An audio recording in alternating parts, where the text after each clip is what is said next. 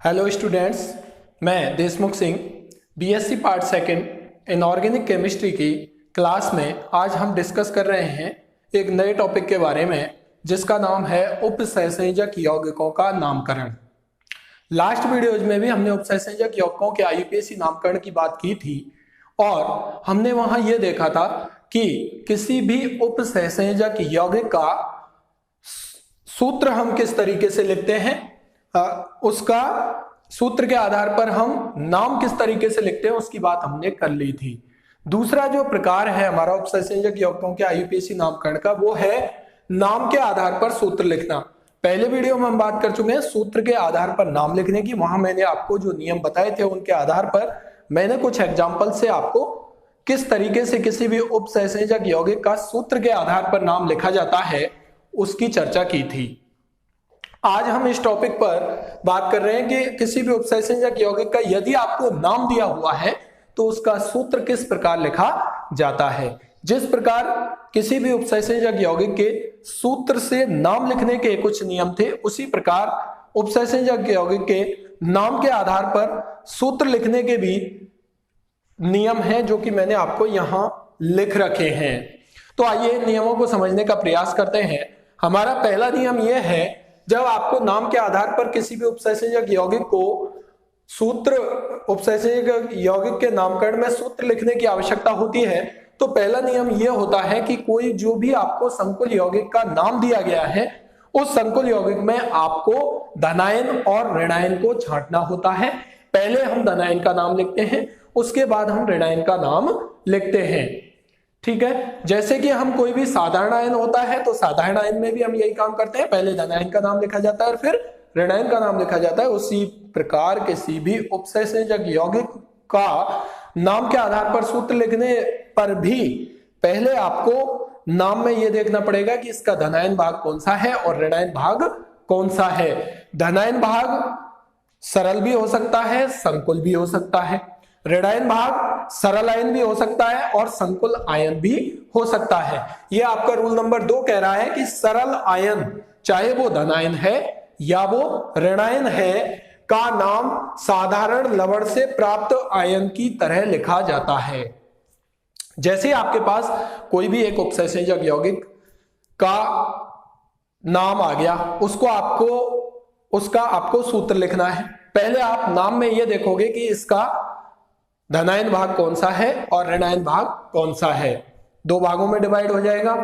धनायन भाग जैसा भी हो, चाहे वो सरल है या संकुल है, उसका नाम हम पहले लिखेंगे। और जो सरल आयन होता है उसका नामकरण करने के लिए हम कैसे नाम लिखते हैं, जैसे कि कोई साधारण आयन का नाम लिखते हैं उसी प्रकार से हम उसका नाम लिखते हैं।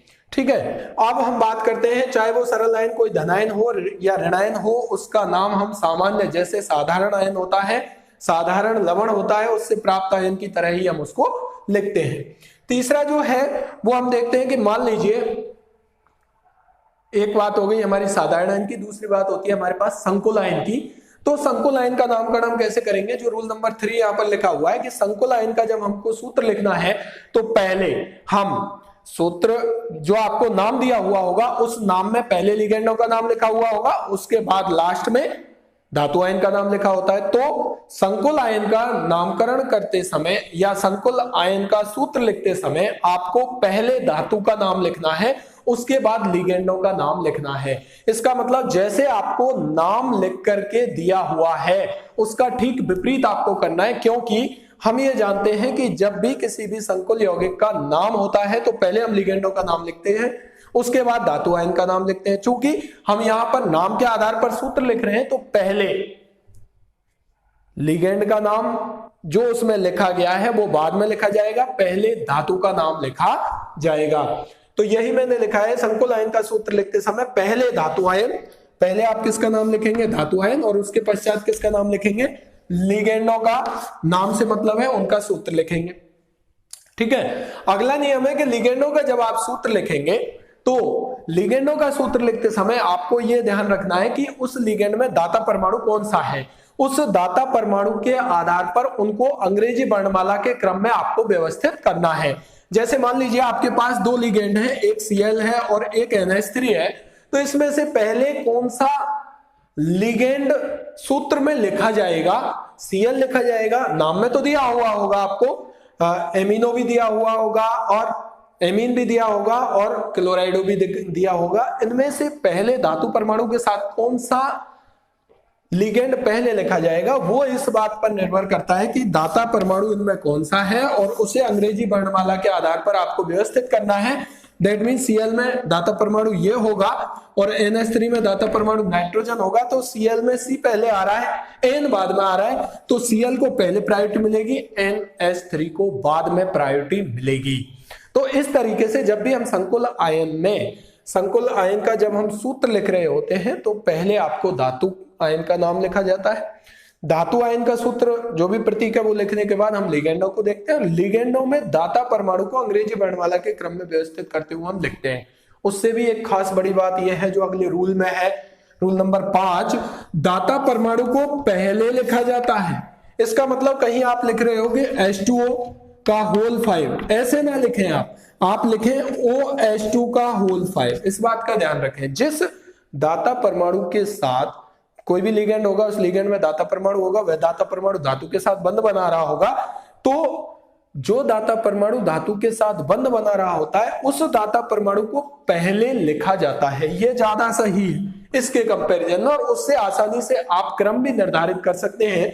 जैसे मैंने अभी कहा कि मान लीजिए एक Cl है, एक NH3 है और एक OH2 है, तो यहां पर क्रम क्या होगा, अंग्रेजी वर्णमाला क्रम में Cl पहले आएगा, पहले हम Cl को लिखेंगे, जितने जुड़े हुए होंगे नाम में जितने दे रखे होंगे, मोनो है, डाई है, ट्राई है, उसके बाद N का नंबर आएगा तो एमीन को लिखेंगे और उसके बाद एक्वा लिखेंगे, ठीक है, क्योंकि C पहले आएगा, N बाद में आएगा और उसके बाद O आएगा, ठीक है। तो अंग्रेजी वर्णमाला के क्रम में हम लिखते हैं। तो इन दोनों नियमों को खास तौर पर आप देख सकते हैं, इंपॉर्टेंट नियम है। अगर हम बात करें कि ये तो बात हो गई संकुल आयन का सूत्र हमको किस तरीके से लिखना है, पहले धातु का नाम लिखना है, धातु का प्रतीक लिखना है और फिर उसका लिगेंडों का लिखना है, और लिगेंडों को लिखने के लिए आपको दाता परमाणु को पहले उन लिगेंडों में लिखना है और फिर उसको अंग्रेजी वर्णमाला के क्रम में व्यवस्थित करना है। फिर इस पूरे संकुल आयन जो कि आपने नाम के आधार पर सूत्र के रूप में लिखा है, चाहे वो धनायन है चाहे वो ऋणायन है, उसको एक वर्गाकार कोष्टक में बंद कर दिया जाता है। ये आप सभी जानते हैं कि हम जो भी पार्ट होता है उसको, जैसे ये संकुल है आपका, तो ये जो हमारा समन्वय मंडल होता है, इस समन्वय मंडल के अंदर हम संकुल आयन को रखते हैं, चाहे वो धनायन है चाहे वो ऋणायन है, ठीक है। अब धातु के ऑक्सीकरण अवस्था का हम यहां पर वर्णन नहीं करते हैं, जबकि हम सूत्र के आधार पर जब नाम लिख रहे थे तो वहां पर धातु की ऑक्सीकरण अवस्था को हमने रोमन अंक में लिखा था। यहां पर आपको ऑक्सीकरण अवस्था का वर्णन नहीं करना है। जब भी आप नाम के आधार पर सूत्र लिख रहे होते हैं, आपको नाम में ही उस धातु की ऑक्सीकरण अवस्था रोमन में पहले से दी हुई रहती है, ठीक है। अगले नियम की बात करते हैं। तो अब ये इंपॉर्टेंट नियम है, रूल नंबर 8, कि संकुल आयन पर आवेश की गणना हमको करनी है कि ये जो संकुल आयन आया है इस पर प्लस माइनस n कितना है। ये चाहे संकुल आयन धनायन भी हो सकता है, ऋणायन भी हो सकता है, लेकिन इस पर आवेश कितना है, तो इस n को हम कैसे फाइंड आउट करेंगे। दैट मीन्स जो हमारा समन्वय मंडल है या संकुल आयन जो है, संकुल आयन पर टोटल कितना आवेश है, उसको निकालने के लिए इसमें हमारे पास क्या होगा, धातु होगा और लिगेंड जुड़े होंगे। ये लिगेंड अलग अलग भी हो सकते हैं, वो हम रूल नंबर 4 और 5 के आधार पर अरेंज कर देंगे। यहां पर आपके पास धातु की ऑक्सीकरण अवस्था होगी, नाम में ऑक्सीकरण अवस्था रोमन अंकों में दी हुई रहती है, और लिगेंड होंगे, लिगेंडों पर कुल कितना आवेश है, इन दोनों के द्वारा हम इस n का मान निर्धारित कर लेते हैं। तो यही रूल नंबर 8 कहता है कि कोई भी आपका संकुल आयन है, चाहे वो धनायन है या ऋणायन है, उस पर आवेश की गणना हम कैसे करेंगे, तो इस n को कैसे निकालेंगे। n इक्वल टू धातु परमाणु की ऑक्सीकरण अवस्था क्या है, मैंने कहा था जो आपको नाम में लिखी हुई रहेगी, नाम में वो लिख करके देगा कि धातु परमाणु इसमें इस ऑक्सीकरण अवस्था में है, प्लस लिगेंडों पर कुल आवेश कितना है। लिगेंडों पर जितना आवेश आएगा उन दोनों से हम इस n का मान डिसाइड कर लेंगे, और ये n का मान जैसे डिसाइड हो जाएगा तो आपको भी पता है कि कोई भी संकुल यौगिक है वो उदासीन होगा, तो उदासीन करने के लिए उसके पास जितने धनायन है और जितने ऋणायन है उनको हम एक ऐसी संख्या से गुणा कर देते हैं जिससे धनायन का मान मतलब धनावेश का मान ऋणावेश के मान के बराबर हो जाता है और वह संकुल हमारा पूर्ण रूप से उदासीन हो जाता है। तो लास्ट नियम ये कहता है कि धनायन और ऋणायन अर्थात धनावेश और ऋणावेश जितना है उसको ऐसे स्थिरांक से गुणा कीजिए जिससे कि संपूर्ण अणु पर आवेश का मान क्या हो जाए, शून्य हो जाए। तो इस तरीके से 9 नियमों का उपयोग करते हुए हम आसानी से किसी भी संकुल यौगिक या उपसंयोजक यौगिक का नाम के आधार पर सूत्र लिख सकते हैं। पहले आपको नाम में 2 भागों में बांटना है, धनायन और ऋणायन। पहले आपको धनायन का नाम लिखना है, फिर ऋणायन का नाम लिखना है। धनायन, अब हम बात करते हैं धनायन या ऋणायन कोई भी हो, सरल आयन का नाम साधारण आयन की तरह लिखा जाएगा, जबकि संकुल आयन का नाम लिखने के लिए पहले आपको धातु परमाणु का प्रतीक लिखना है, उसके बाद लिगेंडों को उनको दाता परमाणु के आधार पर व्यवस्थित करना है, अंग्रेजी वर्णमाला क्रम में व्यवस्थित करना है और व्यवस्थित करते हुए आपको वर्गाकार कोष्ठक में उसको बंद करना है और ऑक्सीकरण अवस्था का यहाँ पर वर्णन नहीं करना है और आवेश की गणना करनी है आपको इस समन्वय मंडल पर या संकुल आयन पर। आवेश की गणना करने के लिए धातु परमाणु की ऑक्सीकरण अवस्था प्लस लिगेंडों पर कुल आवेश कितना है, उस आधार पर आप इसे इनका मान निकाल लेंगे। उसके बाद जितना भी इस संकुल यौगिक में धनावेश और ऋणावेश है उसको हम टोटल न्यूट्रल करने के लिए किसी स्थिरांक से गुणा कर देंगे। यदि पहले से बराबर है दैट मीन्स ये हुआ कि मान लीजिए यहाँ n का मान 1 आ रहा है, प्लस 1 आ रहा है और यहाँ पर Cl माइनस जुड़ा हुआ है, तो ये पहले से बराबर है, तो यहाँ स्थिरांक के गुणा करने की आवश्यकता नहीं है। जब धनावेश और ऋणावेश का मान अलग अलग आए तो उस समय यहाँ पर ऐसे स्थिरांक से गुणा करने की आवश्यकता होती है जिससे कि इस संकुल यौगिक पर जो आवेश का मान है वो शून्य हो जाए। आइए कुछ उदाहरणों की सहायता से इन सभी 9 नियमों को एक साथ देखने का प्रयास करते हैं। मैंने आपके यहाँ 3 एग्जाम्पल लिखे हुए हैं। पहला एग्जाम्पल ये है, दूसरा एग्जाम्पल ये है और तीसरा एग्जाम्पल ये है। यहाँ पर आपको इनके नाम लिखने हैं, तो नाम लिखने के लिए देखिए हम क्या करेंगे, tetra amine aqua क्लोराइडो cobalt third chloride. अब पहले हमको पहले रूल पे जाना है कि ये जो नाम है इसको 2 भागों में विभाजित करना है, एक भाग धनायन होगा, दूसरा भाग ऋणायन होगा। तो देखिए ये वाला भाग आपका धनायन को दिखाएगा, तो ये वाला भाग आपका ऋणायन को दिखाएगा। तो इसका मतलब ये हुआ कि यहाँ पर संकुल आयन के रूप में धनायन है और साधारण आयन के रूप में ऋणायन है। यदि हम यहाँ बात करें तो यहाँ पर भी यही स्थिति है कि संकुल आपके पास धनायन है और ऋणायन के रूप में कौन है, साधारण आयन है। अब यहाँ पर आपको आयन लिखा हुआ दिखाई दे रहा है, यहाँ पर कुछ भी नहीं दिया हुआ, इसका मतलब केवल यहाँ पर आपको संकुल आयन का ही नाम लिखना है। यहाँ पर इसको धनायन और ऋणायन में विभक्त नहीं किया जा सकता, क्योंकि आप सूत्र के आधार पर जब नाम लिख रहे थे तो वहां पर आपने एक नियम ये पढ़ा था कि जिस में धनायन या ऋणायन नहीं होता वहां पर लास्ट में हम आयन का उपयोग कर लेते हैं, आयन वर्ड वहां पर जोड़ देते हैं। अब देखिए यहाँ पर यदि हम बात करें तो पहले हम इसका नाम लिखेंगे, उसके बाद हम इसका नाम लिखेंगे। नाम लिखने के लिए देखिए एमीन को आपको पता है कि हम क्या लिखेंगे, NH3 वो कितने हैं, 4 है। एक्वा का मतलब OH2 लिखेंगे ना कि H2O। क्लोराइडो का मतलब Cl और ये हो गया कोबाल्ट और इसकी ऑक्सीकरण अवस्था है थर्ड और क्लोराइड। अब देखिए हम कैसे लिखेंगे, मैंने कहा था आपको पहले जब भी नाम देगा तो नाम में पहले लिगेंडों के नाम होंगे, फिर धातु आयन का नाम होगा, तो धातु आयन बाद में होगा, इसलिए आपको वर्गाकार कोष्ठक में लिखना है इसको, क्योंकि हमारे पास संकुल कौन है, धनायन है और संकुल आयन का नाम हमेशा वर्गाकार कोष्ठक में लिखा जाता है। वर्गाकार कोष्ठक में लिखेंगे, जो भी धातु होगा पहले उसका नाम लिखेंगे। ये लिखा आपने कोबाल्ट। अब आपके पास ये 3 तरीके के लिगेंड यहाँ पर जुड़े हुए हैं, Cl, OH2 और NH3। अभी मैंने आपको बताया था, आप Cl का C पहले आता है, इसमें दाता परमाणु ऑक्सीजन है, इसमें दाता परमाणु नाइट्रोजन है, तो Cl का C पहले आएगा अंग्रेजी वर्णमाला में, फिर N आएगा और फिर O आएगा। तो यहाँ पर हम लिखेंगे CO, ये रहा Cl, फिर हम लिखेंगे यहाँ पर NH3 का होल 4 और हम लिखेंगे यहाँ पर OH2। इसको भी हम बंद करना चाहें तो यहां से बंद कर देंगे, COCl NH3 का होल 4 OH2 और ये हो गया 1। ये संकुल धनायन का नाम यहां तक हो चुका है, जिसमें ये कोबाल्ट थर्ड ऑक्सीकरण अवस्था में है। आगे हम बात करेंगे क्लोराइड की। अब हम बात करेंगे यहां पर आवेश की। तो देखिए ये थर्ड ऑक्सीडेशन स्टेट में, इस संकुल आयन पर आवेश कितना है, उसका मैंने फॉर्मूला बताया था, धातु परमाणु की ऑक्सीकरण अवस्था प्लस लिगेंड पर कुल आवेश। तो धातु परमाणु की ऑक्सीकरण अवस्था देखिए, यहां से हम मान लीजिए प्लस माइनस में n ज्ञात कर रहा हूं, n इक्वल टू धातु परमाणु हमारा कोबाल्ट है, इसकी ऑक्सीकरण अवस्था कितनी है, +3 है, प्लस लिगेंडों पर कुल आवेश। तो देखिए लिगेंडों पर कुल आवेश से प्लस एक है कौन, क्लोरीन, तो यहां पर हम करेंगे -1। NH3 जो होते हैं वो न्यूट्रल लिगेंड है, ठीक है, एमीन।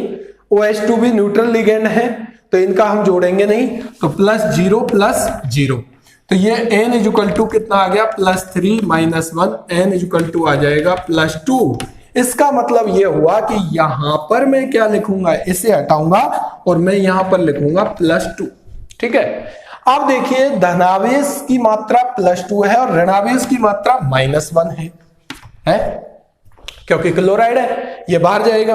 और हमें जो लास्ट का नियम था, मैंने आपसे कहा था जब संकुल यौगिक में आपको पूर्ण रूप से उसको उदासीन बनाना है, उदासीन बनाने के लिए आपको धनावेश और ऋणावेश को बराबर करना है, और बराबर करने के लिए आपको यहां दिख रहा है कि इस संकुल आयन पर आवेश आया है +2, और ये जो सरल आयन हमारा ऋणायन के रूप में था उस पर आवेश कितना है, -1। इसका मतलब यहां बराबर नहीं है। अब हम ऐसी संख्या से गुणा करें कि ये बराबर हो जाए, तो बराबर करने के लिए इसका गुणा किससे कर देंगे हम, जैसे इसको बराबर करना है तो यहां पर इसका गुणा किससे कर दें, 2 से कर दें, और इसका गुणा 2 से कर दें, तो ये कितने हो जाएंगे, -2, तो ये कौन सा हो जाएगा, +2। इसका गुणा 2 से करेंगे तो Cl कितने हो जाएंगे, 2। तो आपका फॉर्मूला बन जाएगा COCl NH3 का होल 4 OH2, और यहां से हम क्या कर देंगे, इसको जैसे ही ये गायब हो गया तो यहां से हम इसको हटा देंगे और ये आ जाएगा Cl2।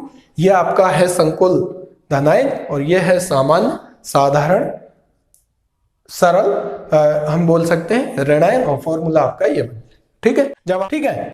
अब हम बात कर रहे हैं नेक्स्ट एग्जांपल के बारे में, जिसका नाम हमको दिया हुआ है डाईएमीन die aqua die क्लोराइडो cobalt +1 sulphate. तो यहां पर यह बात ध्यान देने की है कि ये जो कोबाल्ट लिखा हुआ है +1 का मतलब यह है कि यहां पर आपका जो ये आयन है वो आयन संकुल धनायन है और सामान्य ऋणायन यहां पर दिया हुआ है। संकुल धनायन का जैसे कि हम नाम लिखते हैं तो वो नाम कैसे लिखेंगे, वर्गाकार कोष्टक के अंतर्गत लिखेंगे। पहले हम ये देखेंगे इसमें धातु परमाणु कौन सा है, तो धातु परमाणु यहां पर दिया हुआ है कोबाल्ट। डाईएमीन तो 2 NH3 जुड़े हुए हैं, डाई एक्वा 2 H2O जुड़े हुए हैं, और डाई क्लोराइडो 2 Cl जुड़े हुए हैं। तो अंग्रेजी वर्णमाला के आधार पर यदि हम Cl NH3 और H2O जिसे हम लिखेंगे OH2 को अरेंज करें तो C पहले आएगा, N और O ये सीरियल होगा, प्रायोरिटी ऑर्डर ये होगा, तो 2 Cl जुड़ने की वजह से हम यहाँ लिखेंगे Cl2, ये हो गया डाई क्लोराइडो। उसके बाद NH3 आएगा तो वो होगा हमारा डाईएमीन, तो वो हम लिखेंगे NH3 का होल ट्वाइस, ठीक है। और डाई एक्वा को हम लिखेंगे OH2 का होल ट्वाइस। ये बात हो गई, यहां तक बात हो गई हमारी संकुल धनायन की। अब हम बात करते हैं सामान्य ऋणायन की, तो वो लिखा हुआ है हमारे पास सल्फेट। अब यहां पर आप देखिए ये लिखा हुआ है +1, तो ये संकुल आयन के ऊपर आवेश है, ना कि धातु की ऑक्सीकरण अवस्था, क्योंकि धातु की ऑक्सीकरण अवस्था के लिए हमेशा यूपीएससी ने यह कहा है कि उसे रोमन अंकों में लिखा जाता है, जबकि यहां पर लिखा हुआ +1 यह दिखाता है कि ये संकुल आयन पर आवेश है, ना कि धातु की ऑक्सीकरण अवस्था। इसलिए संकुल आयन हमारा है यहाँ संकुल धनायन, तो यहाँ पर आवेश है हमारा +1। ये क्यों लिखा है उसका रीजन यहां से आपको दिखाई दे रहा होगा। अब हम यहां से ये देखेंगे कि क्या इस संकुल यौगिक में धनावेश और ऋणावेश की मात्रा बराबर है, तो उसको देखने के लिए हम यहां से कोबाल्ट के ऊपर जो ऑक्सीकरण अवस्था तो है नहीं यहाँ पर, इसके ऊपर जो आवेश दिया हुआ है और सल्फेट के ऊपर है ऋणावेश, तो -2 आएगा। यहाँ -2 है और यहाँ पर +1 है। हमें धनावेश और ऋणावेश की मात्रा बराबर करनी है। बराबर करने के लिए हम क्या करेंगे, क्योंकि यहाँ पर धनावेश +1 है, ऋणावेश -2 है, तो किसी तरीके से यदि ये धनावेश +2 हो जाए तो हम यहाँ पर वज्र गुणा करेंगे, और वज्र गुणा जब हम करते हैं तो आवेश को बराबर करने के लिए हम यहाँ पर वज्र गुणा से मतलब इसका आवेश इधर और इसका आवेश इधर, तो ये हो जाएगा, यहाँ पर हम लगा देंगे होल ट्वाइस। तो इस स्थिति में इन दोनों का जो टोटल कुल आवेश इस संकुल यौगिक के ऊपर निकल करके आएगा वो क्या होगा, 0 हो जाएगा। तो फॉर्मूला हमारा बन जाएगा COCl2NH3 का होल ट्वाइस H2O का होल ट्वाइस SO4। अब हम बात करते हैं नीचे वाले एग्जाम्पल में। तो देखिए यदि हम नीचे वाले एग्जाम्पल में बात करें तो यहाँ पर आपको दिखाई दे रहा होगा कि यहाँ पर केवल आपको आयन दिया हुआ है। दैट मीन्स यहाँ पर आपको केवल संकुल आयन दिया हुआ है, सामान्य आयन यहाँ पर नहीं दिया हुआ। तो हम जब नामकरण इस नाम का फॉर्मूला बनाएंगे तो हम डायरेक्टली किस में लिखेंगे, उसको केवल ब्रैकेट के अंतर्गत लिखेंगे, टेट्रासाइनाइडो। इसका मतलब 4 CN जुड़े हुए हैं, निकलेट का मतलब है निकल, और 4 CN जुड़ने का मतलब है CN का होल 4, ये जुड़ा हुआ है। सेकंड आयन का मतलब है इसके ऊपर प्लस माइनस कोई भी चार्ज होगा। रेन का मान जब हम निकालते हैं तो मैंने बताया था धातु परमाणु की ऑक्सीकरण अवस्था प्लस लिगेंडों पर उपस्थित आवेश। तो धातु परमाणु की ऑक्सीकरण अवस्था यहाँ क्या दिया है, +2। लिगेंडों पर उपस्थित आवेश कितना है, +4। एक लिगेंड पर होता है -1। तो ये n = आ जाएगा +2 -4। तो ये कितना आ जाएगा, -2। तो यहाँ n का मान हम कितना निकाल देंगे, -2। तो इसका नाम हो जाएगा हमारा, इस नाम के आधार पर फॉर्मूला हो जाएगा NiCN का होल 4 -2। ठीक है, यहां से हम निकाल सकते हैं। यहां हमने इसलिए नहीं किया था क्योंकि यहां से हम क्या फाइंड आउट कर रहे थे, आवेश निकाल रहे थे, और आवेश पहले से ही आपको इस संकुल आयन के ऊपर दिया हुआ है +1। रोमन अंक में नहीं लिखा हुआ, अंक के रूप में लिखा हुआ है, इसलिए ये संकुल आयन पर आवेश है, ना कि धातु की ऑक्सीकरण अवस्था। जैसे हम नेक्स्ट एग्जांपल लेते हैं, पेंटाएमीन क्लोराइडो कोबाल्ट 3rd क्लोराइड। ठीक है, अब यहां आपको दिखाई दे रहा होगा ये वाला पार्ट संकुल आयन के रूप में है और ये धन आयन होगा। बताया था पहले धन आयन लिखा जाता है, बाद में ये सामान्य आयन के रूप में आपको ऋण आयन दिया हुआ है। अब आपको यहाँ पर कोबाल्ट, तो संकुल धन आयन दिया हुआ है तो यहाँ ब्रैकेट में लिखेंगे, कोबाल्ट दिया है तो कोबाल्ट, पेंटाएमीन और क्लोराइड, तो इसका मतलब NH3 है और Cl है आपके पास। तो प्रायोरिटी ऑर्डर में कौन आएगा, Cl पहले आएगा, NH3 बाद में। तो पहले लिखेंगे हम Cl और फिर लिखेंगे हम NH3, और NH3 कितने जुड़े हुए हैं, 5। ठीक है, और उसके बाद यहां तक हो गया। कोबाल्ट 3rd ऑक्सीडेशन स्टेट में है, ऑक्सीकरण अवस्था में, और यहां हम जोड़ देंगे क्लोराइड। अब हम बात करते हैं यहां पर कि इसके ऊपर कितना आवेश निकल करके आएगा। ±n का मान यदि हम ज्ञात करें तो देखिए n = धातु की ऑक्सीकरण अवस्था कितनी दे रखी है, +3, प्लस लिगेंड देखेंगे आप, एक Cl जुड़ा हुआ है, 1 × -1, ये न्यूट्रल होता है। तो यहां से n का मान हो गया +3 -1, तो n का मान कितना निकल के आया, +2। इसका मतलब इसके ऊपर कितना आवेश है, +2 आवेश है, और जबकि Cl के ऊपर कितना आवेश है, -1 आवेश है। अतः इस पूरे संकुल में आवेश बराबर करने के लिए हमें क्या है, धनावेश और ऋणावेश को बराबर करने के लिए हमें क्या करना पड़ेगा, इस Cl को -1 से कहां ले जाना पड़ेगा, -2 पर, और -2 पर ले जाएंगे तो सीधा सा तरीका क्या है, इसका 2 से गुणा कर देंगे तो फॉर्मूला हमारा बन जाएगा COCl NH3 का होल 5 Cl2। इस तरीके से हम डिफरेंट एग्जाम्पल सॉल्व कर सकते हैं। मैंने आपको क्राइटेरिया बताया, सामान्य नाम दिया हुआ हो तो आपको कैसे लिखना है। फिर मैंने यहाँ पर थोड़ा सा चेंज किया, यहाँ पर मैंने धातु की ऑक्सीकरण अवस्था ना लिख करके संकुल आयन पर उपस्थित आवेश को लिखा। तो फॉर्मूला आप कैसे बनाएंगे। फिर मैंने यहाँ पर केवल एक ही पार्ट लिखा है, संकुल आयन ही लिखा है, यहाँ पर सामान्य आयन नहीं लिखा, तो फॉर्मूला आप कैसे बनाएंगे। फिर मैंने यहाँ पर आपको एक जनरल संकुल यौगिक दिया है, सामान्य दिया है, उसको आपको किस तरीके से कंसीडर करना है। तो इस तरीके से हम उपसंयोजक यौगिकों का नाम के आधार पर सूत्र लिख सकते हैं। Thank you.